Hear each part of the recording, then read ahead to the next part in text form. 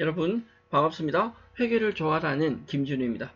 재무회계 이론 파트에 대한 학습을 이어 나가고 있고요. 저희 지난 시간까지 기본적인 회계 기본 개념에 대해서 살펴보셨고, 이번 시간부터 저희는 재무제표에 대해서 학습을 진행해 보고자 합니다.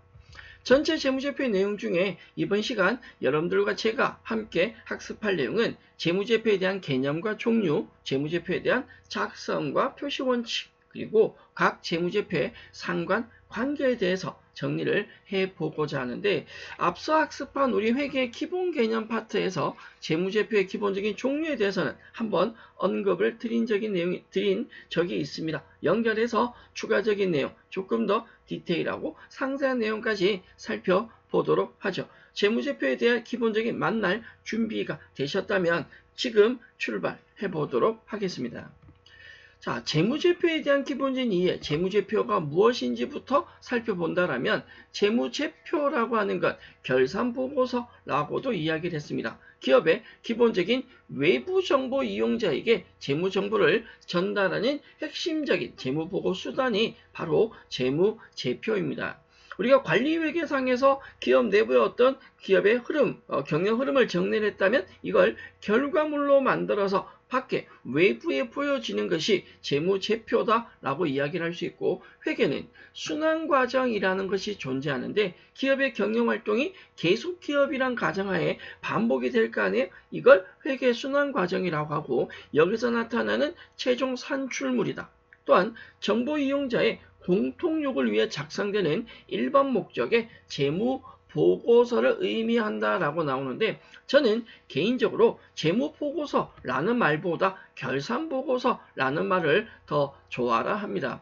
결산이라고 하는 게 기업의 경영활동에 대한 것을 12월 31일 날 장부를 마감한 절차를 말하는 거죠. 결산정리상을 통해서 기업에 대한 기본적인 재무정보가 정리된 결과를 결산보고서라고 하고, 이 결산보고서를 우리는 한마디로 재무제표다라고 이야기를 한다라는 거죠. 앞서 잠깐 나타난 회계 순환과정에 대해서 간단하게만 살펴본다면, 기본적으로 우리는 회계는 회계기간이라는 것이 있습니다.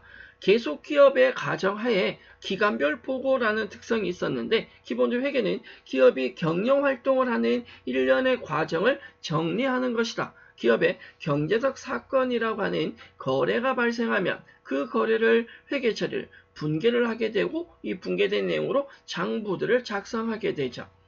기본적인 회계기간 중에 발생한 이런 기업의 경영활동을 결산하는 시점에 정리를 한다. 그게 회계 기말인 12월 30일 결산을 통해서 이루어지게 되고요. 그 순환 과정의 최종적인 결과물이 바로 재무제표다라고 이야기를 할 수 있습니다. 우리가 회계 순환 과정은 지금 말고 조금 뒤쪽에서 다시 만날 거기 때문에 회계 순환 과정은 뒤에서 살펴보도록 하고, 이러한 기업의 경영 활동의 최종 결과물이 무엇이다? 재무제표이고, 이 재무제표가 외부에 우리 회사는 이렇다라고 짜잔하고 보여주는 결과물이다라고 생각해 주시면 되겠습니다. 재무제표에 대한 기본적인 이해, 기본적인 특성을 살펴보셨다면 추가적인 개념과 종류 넘어가 볼 텐데, 재무제표가 가지는 개념이 무엇이냐라고 묻는다면 특성하고 똑같습니다. 기업의 회계정보를 회계정보 이용자에게 보여주는 보고서이다. 이게 재무보고서이고, 우린 다른 말로 12월 30일 결산을 통해서 만들어지는 결산보고서이다 라는 표현으로 정리를 했었고요. 재무제표에 어떤 종류가 있냐라고 한다면, 일반 기업회계 기준 GAAP라고 했죠. 일반 기업회계 기준에 정하는 재무제표는 크게 5가지가 재무상태표, 그리고 손익계산서, 현금흐름표, 자본변동표, 추서까지 있었는데, 이건 앞서 우리가 충분히 정리한 내용입니다. 자, 이런 재무제표에 과연 어떤 내용이 들어가야 하느냐, 기재 내용이 어떤 게 있냐라고 묻는다면, 재무제표의 각 명칭은 당연히 기본적으로 들어가야 되고요. 그 명칭 아래 세부적인 내용에 기업에 대한 이름, 보고기간 종료일, 결산일이 되겠죠. 그리고 회계기간, 어떤 회사는 6개월일 수도 있고 어떤 회사는 1년일 수도 있으니까 명확한 기간이 표기되어져야 됩니다. 또 보고통화, 어떤 화폐 단위를 쓰느냐, 이 세부적인 금액을 함께 기재하게 되어 있습니다. 이 기재 내용에 대해서는 그게 4가지 단위로 나누어서 정리를 하신 상태로 다음 내용으로 넘어가시기 바라고요. 우리가 앞서 학습한 일반 기업 기준이 정하고 있는 재무제표 크게 5가지죠. 내용 한 번 더 살펴보고 다음 내용으로 넘어가도록 하겠습니다. 일반 기업회 기준에서 정하고 있는 재무제표는 크게 5가지가 있었죠. 이건들 아셔야 합니다. 재무상태표는 일정 시점의 재무상태를, 손익계산서는 일정 기간의 경영성과를, 자본변동표는 자본의 흐름을, 현금흐름표는 현금의 흐름을, 여기는 영업, 채무, 투자활동 등이 존재하고 주석은 재무제표에 추가적인 정보를 제공한다라고 했습니다. 재무제표의 기본 특성이 정리가 되었다면 이 기준점인 재무상태표는 일정 시점이고 손익계산서와 자본변동표, 현금흐름표는 일정 기간이다 라고 하면서 재무상태표는 정태적 보고서이다. 또 손익계산서와 자본변동표와 현금흐름표는 동태적 보고서이다 라는 표현으로 정리를 해드렸습니다. 자, 관련된 예제 문제 하나 보고 가죠. 일반 기업회계 기준에서 정하고 있는 재무제표 종류에 해당하지 않는 거 절대로 틀려서는 안 되는 문제입니다. 일반 기업회 기준에 정하고 있는 규정하고 있는 재무제표는 크게 5가지였고요. 하나 더 붙인다면 일정 시점과 기간을 구분해서 정태적인지 동태적인지도 구분해 주셔야 합니다. 문제 답은 당연히 4번이 되겠죠. 이익잉여금 처분계산서는요. 법인기업의 잉여금이라고 하는 건 당기순 이익이다라고 생각하시면 되고, 법인의 잉여금 계산을 위한 서류인데 결산할 때 작성은 하게 되지만 재무제표에는 들어가지 않습니다. 문제답 확인해 드렸고요. 이러한 재무제표를 작성하고 표시할 때는 지켜야 될 몇 가지 원칙이 있습니다. 이를 우리는 재무제표 작성과 표시의 일반 원칙이라고 하고요. 재무제표 작성할 때 지켜야 될 원칙 몇 가지를 지금부터 정리해 보도록 하죠. 우선 첫째, 계속기업이라는 가정하에 재무제표를 작성하고 표시하셔야 합니다. 이건 우리 기업의 회계에 대한 기본 과정에서도 살펴본 내용과 똑같은데 동일한 내용인데, 재무제표 작성할 때는 기업 자체가 계속적으로 존재한다. 계속기업가로서의 존속 가능성을 평가할 수 있어야 한다. 평가할 수 있는 정보가 들어가야 된다라는 거고요. 재무제표를 작성할 때는 그 작성 책임이 누가 있느냐, 이건 중요한 내용입니다. 재무제표를 작성한다 혹은 표시한다. 재무제표가 잘못되었을 때 그 책임은 누가 지게 되느냐? 이건 절대적으로 경영진이 지게 됩니다. 회계 실무자도 일부 책임을 지는 경우도 있지만 법적으로 그게 아니라 재무제표 작성에 대한 일반 책임은 전적으로 누구에게 있다? 경영진에게 있습니다. 물론 실무자들이 일을 하기는 하지만 경영진은 실무자들이 작성해 놓은 재무제표를 확인하고 관리할 책임과 의무가 있다라는 거죠. 공정한 표시. 자, 일반 기업회 기준에 따라 적정하게 작성된 재무제표는 어떻게 공정하게 표시된 재무제표를 본다. 자, 이 내용은요, 반대로 한번 생각해 보죠. 우리가 회계라고 하는 게 관리회계는 내부 관리용이니까 정해진 원칙이 없다라고 했습니다. 하지만 재무회계는 외부 공표용이기 때문에 반드시 정해져 있는 원칙이 있다라고 했습니다. 그걸 우리는 원칙을 크게 2가지 보셨어요. 일반 기업회 기준도 보셨고 한국채택 국제기업회 기준 KIFRS라는 것도 있다라고 했는데, 어쨌건 재무제표 자체가 일반 기업회 기준이나 IFRS이거나 이러한 기준에 따라 작성되었다라고 한다면 그 재무제표는 공정하게 표시된 것으로 본답니다. 뒤집어 말하면 일반 기업회 기준을 따르지 않았다, 기업회 기준과 달리 작성했다라고 한다면 공정한 표시가 아니다 라고 이야기를 할 수 있다는 거죠. 결론은 재무제표는 기업회 기준에 따라 작성되고 그게 외부에 공표되어야 한다라는 조건을 가지고 있다라고 생각하시면 되겠고요. 구분과 통합이라고 있는데 중요성과도 연결될 수 있겠습니다.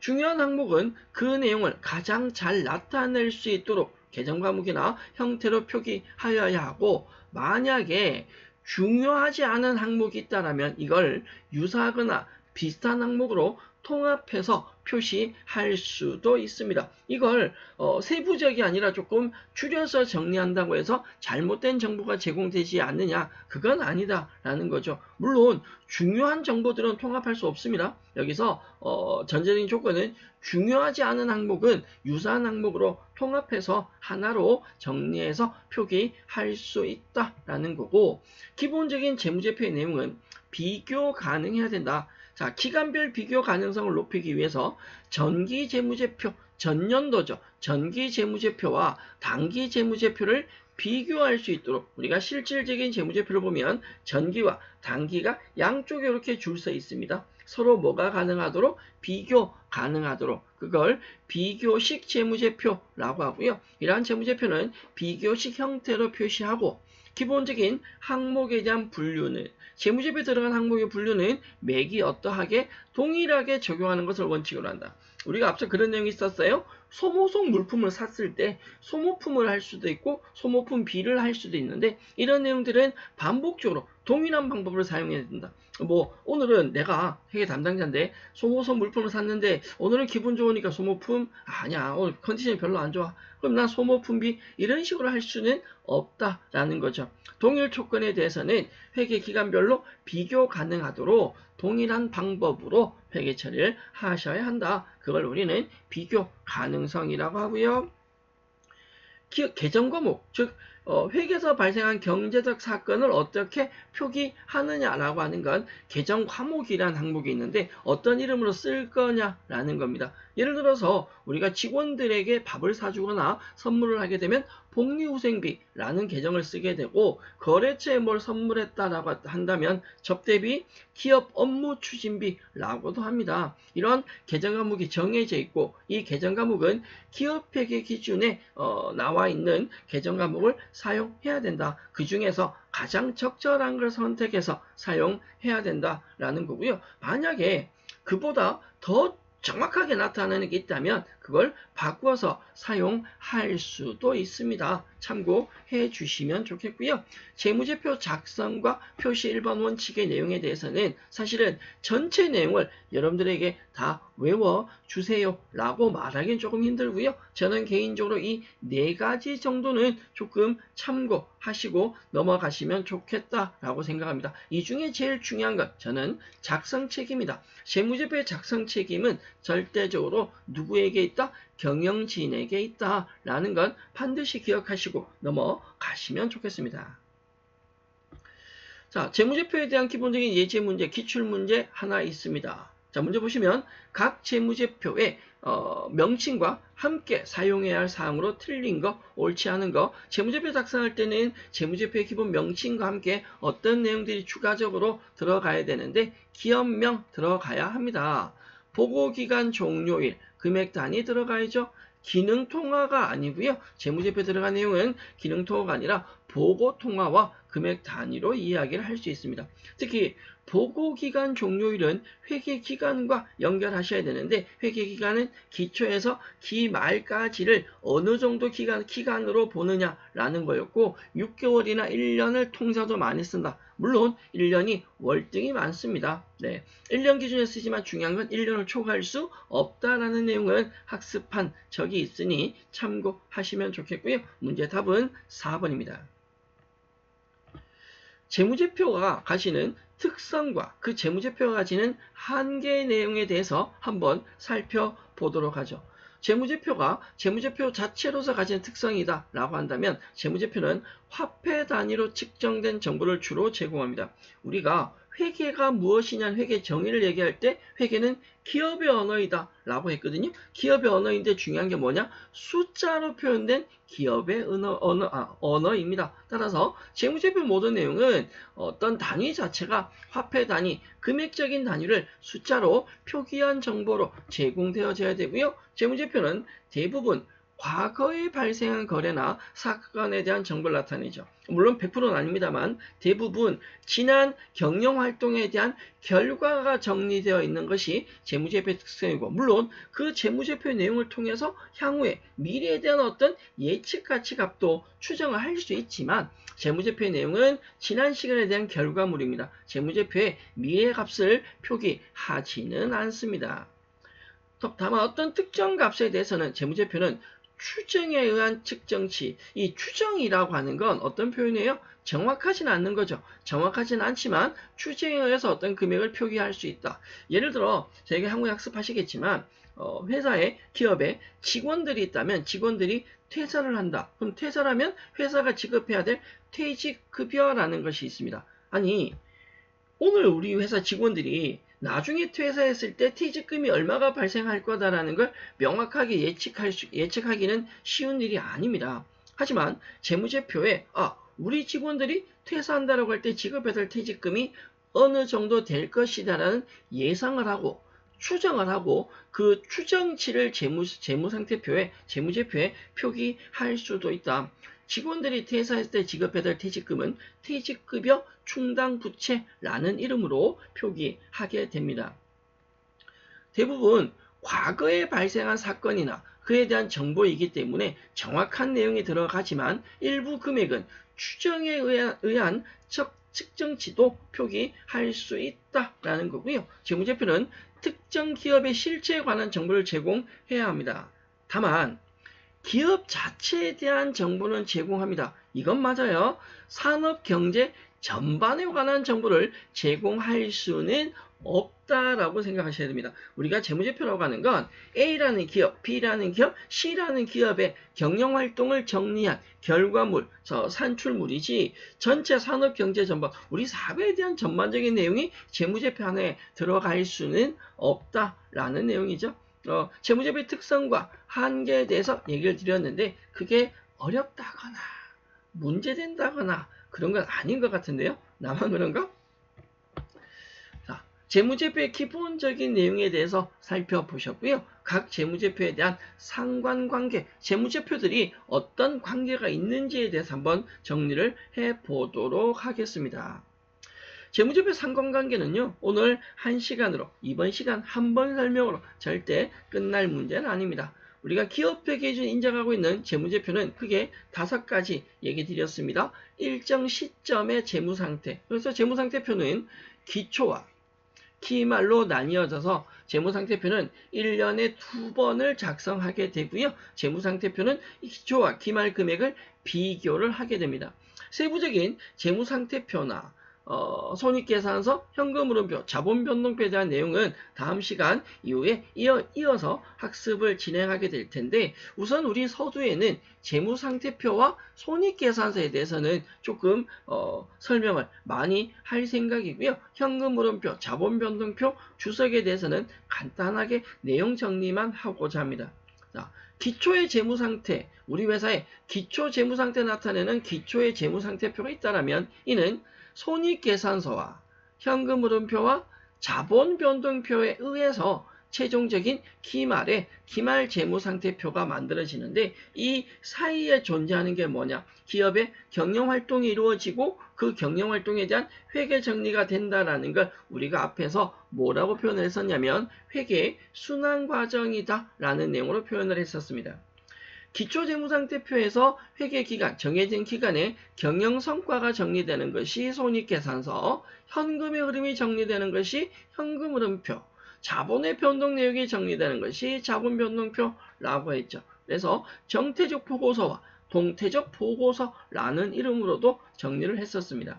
이러한 재무제표들의 추가적인 정보, 재무제표에 미처 담지 못한 추가적인 정보를 제공하는 재무제표가 바로 누구이다? 주석이다 라는 거고요. 재무제표는 재무제표 간에 어떤 연결고리가 이루어져 있고요. 이 연결고리는 학습을 하면서 조금 더 상세하게 안내해 드리도록 하겠습니다. 가장 중요한 건 손익계산서, 현금흐름표, 자본변동표는 일정한 기간 내에 작성되기 때문에 하나만 작성이 되지만 일정 시점으로 작성되는 재무상태표는 하나가 아니라 기초와 기말 2번을 작성하게 되고 그 2번의 재무상태표는 서로 비교를 하게 됩니다. 또한 계속기업이란 가정하에 보고기간이 있으니까 기말 재무상태표가 결산보고서 통해서 만들어졌다라면 내년으로 2월이 되면 이 기말 재무상태표는 다시 다음 연도에 기초 재무상태표로 자리 잡겠죠.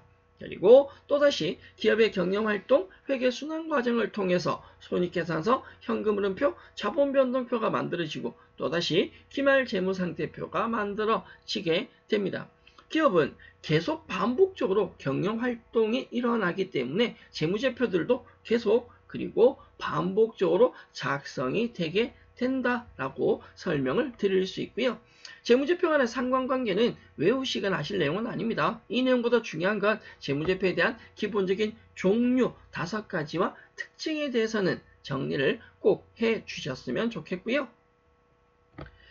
재무제표에 대한 특성, 내용을 살펴보셨는데 재무제표가 작성될 때 측정 기준이라는 게 있는데요. 이게 금액적인 어떤 가치, 재무제표상에 나타나는 금액은 이러한 기준에 맞추어서 작성을 해야 된다라는 내용인데 그게 4가지가 있습니다. 역사적 원가, 현행 원가, 실행 가능 가치, 실현 가능 가치, 현재 가치로 나뉘어 볼 수 있는데 암기는 하지 마시고요. 그냥 눈으로만 한번 살펴보시겠습니다. 자, 다만 이 역사적 원가는 우리가 앞에서도 학습한 내용이기 때문에 요거 하나 정도는 데려가도록 하죠. 역사적 원가는 취득 시점에 우리가 뭐 유형자산, 건물 제가 얘기 앞서서 했었는데 얼마에 샀느냐, 애초에 지급한 원가가 있다. 이 역사적 원가를 우리는 취득 원가라고 해서 재무제표에 유형자산 등은 역사적 원가로 기록을 하게 되어 있고요. 현행 원가라고 하는 건 보유하고 있는 자산과 유사한 자산을 현재 시점에 취득할 때 지급해야 되는 대가. 역사적 원가가 취득 원가라면 현재 현행 원가는 현재 금액이 되겠죠. 이 자산과 비슷한 자산을 지금 내가 구입할 때 얼마를 지급해야 되느냐라는 것을 현행 원가라고 합니다.